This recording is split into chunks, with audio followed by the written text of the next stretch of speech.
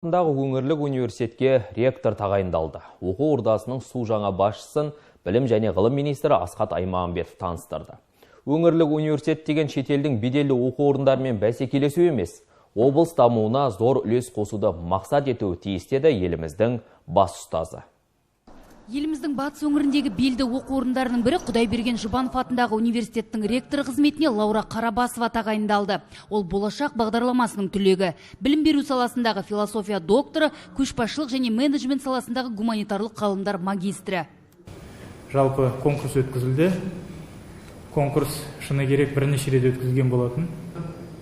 Қарабасова Лаура Чапаевна осы республикалық комиссияның шешіміне сәйкес осы өңірлік университеттің ректоры ретінде тағайындалды. Енді отандық және халықаралық платформаларда жинақтаған жағдай өзіңіз айтқан білімім, тәжірибем, Жұбанов университетінің ұжымының еңбекқорлығы, жаңашылдыққа ұмтылысы, облыс басшысы оңдасын сейілуінің қолдауы алдағы уақытта біздің университетімізді жаңа деңгейге көтеруге мүмкіндік береді деп мен сенемін. Артылған сеніміңізге көп рахмет, қолдауыңызға. Осы міндеттерді бүгін қойылған орындалуға бар күш-жігерімді саламын және ұжымның қолдауына мен сенемін. Өңірлік университет өңірдің сұранысына сай жұмыстану қажет. Білім және ғылым министрі Асхат Аймағамбетов сөзін осылай деп бастады. Заман талабына сай аймаққа қажет деген кадрларды даярлау керек. Әрі азаматтық қоғаммен етене тығыз байланыста қызмет ету міндеті тұр. Университетті академиялық ұтқырлық бағдарламасына енгізу жоспарда. Мемлекет басшысының тапсырмасына сәйкес жаңа жоба аясында оқу ордасының жан-жақты дамуына жағдай жасалады. Осы өңірлік үлкен университет болғаннан кейін осы жобаға кіріп, бұл жобада 5 миллиардтай қаржы бөлінеді деп өзіміз жоспарлап отырмыз. Бұл Нұр Отан партиясының бағдарламасының шеңберінде жоспарланған үлкен бағдарлама, мемлекет басшысының тапсырмасы. Сондықтан осы жобаның шеңберінде біз осындай үлкен университеттерді таңдап, сол университеттерге осындай үлкен көмек көрсететін боламыз. Оған қоса 1 қыркүйектен бастап университет қызметкерлерінің жалақысын біршама көбейткен. Министр жағымды жаңалықтарды тізбектей келе кемшін тұсында атап өтті. Ұлттық біліктілік тестқа биылғы жылы бірінші рет біз оны тапсыртқыздық. Болашақ педагогтерді білесіздер ғой. Енді нәтижесі мәз емес. 45% қатысты дейді. Орташа баллы 46 балл. Сондықтан әрине де бірінші кезекте осы мәселемен айналысу керек. Біз қазір елімізде 86 университеттерде осындай лицензиялар болған педагогикалық білім бойынша. Біз қазір олардың 30-ға жуық, осы қысқа мерзім ішінде 30-ға жуық университеттің лицензиясын айырдық. Біз оны жекеменшік әлде мемлекеттік деп бөлмейміз. Егер білім сапасын бермесе, онда мемлекеттік университеттердің де лицензиясын алуға мәжбүр боламыз.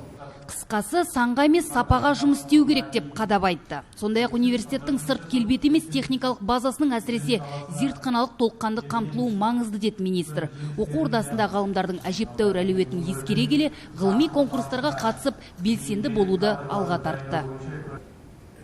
Университеттердің әдемілігі емес, ең бірінші бізге керегі сол лабораториялардың тиісті деңгейде қамтамасыз етілуі. Өйткені ғылым сонда жасалады. Ғылым саласын дамыту. Бүгінгі күні бізде министрлік алдыңғы жылдың өзінде 5 гранттық конкурс өткізді. Сол 5 өткізілген гранттық конкурстардың енді үлкен үлесі деп айтуға болмайды осы университеттің ғалымдарын жеңіп алған. Әлеует бар ғой, мен әдейі зерттеп қарадым. Университеттегі ғалымдардың әлеуеті әжептәуір. Жақсы әлеуеті бар. Неге қатыспайды? Оған қолдау көрсету керек, ақпаратты беру керек. Сондықтан бұл жұмысты да менің ойымша жүргізу керек. Бұлда да біріншіден ғалымдар үшін жаңа сондай бір табыс көзі, екіншіден бұл енді ғылыммен айналысу керек, үшіншіден бұл университетке де үлкен көмек болушы. Оқу ордасына біраз серпіліс беретін тың жобаларды айта келе, министр жаңа басшымен ауызбіршілікте етене тығыз байланыста еңбек етуді тапсырды. Үлкен мақсат міндеттер тұр, осының бәрін қол жеткізіп орындайсыздар деп ойлаймын. Жұбанов атындағы университеттің ұжымы оған орындауға дайын. Расында да қазіргі заманның талабына сай бір жағынан ғылым ошағы десек, сол ғылымды қазіргі өндіріс саласымен байланыстыру жағы бар. Білім ордасы десек, жаңағы өзіңіз айтасың ғой, ана мектептің оқушыларының бәрін дайындырудың өзі де үлкен күрделі жұмыстардың бірі. Оның үстіне 15 мыңдай студенті бар үлкен ұжым, бұл енді бір жағынан облысымыздың, өңіріміздің үлкен рухани орталығы да.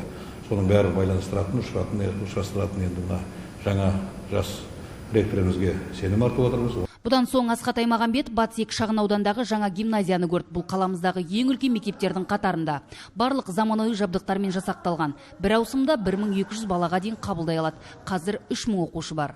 Райгүл Еншібай, Жанаділ Сағиев, Самат Қалекенов, Ақтөбе телеарнасы.